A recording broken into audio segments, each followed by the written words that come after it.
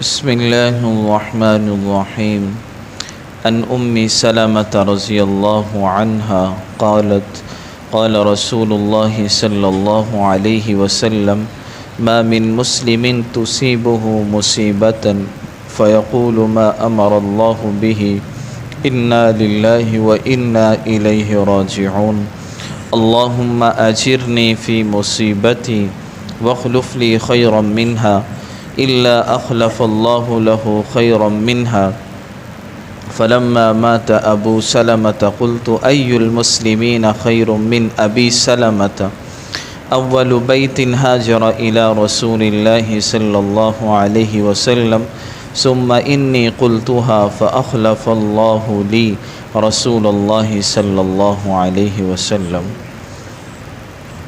آج کی حدیث مبارکہ صحیح مسلم کی یہ روایت ہے اور اس کا عنوان ہے کہ آدمی کو کبھی کوئی تکلیف پہنچ جائے تو اس وقت آدمی کو کون سی دعا پڑھنی چاہیے. حضرت سلمہ رضی اللہ تعالی عنہا فرماتی ہیں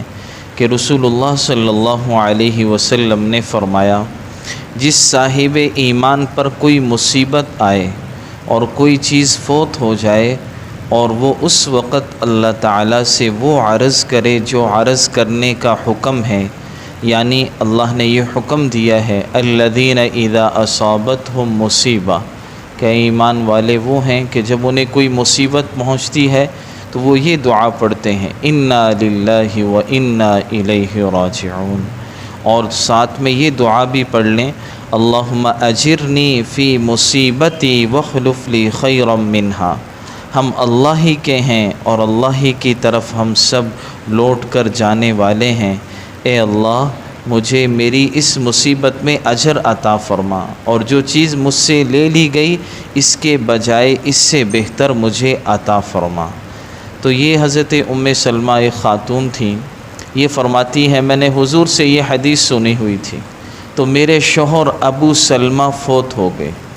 اب مجھے معلوم تھا کہ جب کوئی چیز چلی جائے یا کوئی پریشانی آ جائے انسان کو تو یہ دعا پڑھنی چاہیے، تو میں نے اللہ کا حکم سمجھ کر یہ دعا پڑھنا شروع کر دی اور ساتھ ساتھ میں دل میں یہ سوچتی تھی کہ میرے شوہر ابو سلمہ جیسا کوئی انسان نہیں ہے، مجھے کوئی ان جیسا اچھا انسان نظر نہیں آتا تھا،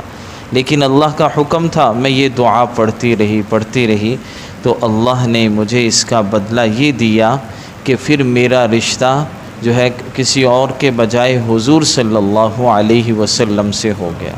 یعنی اس دعا کی برکت سے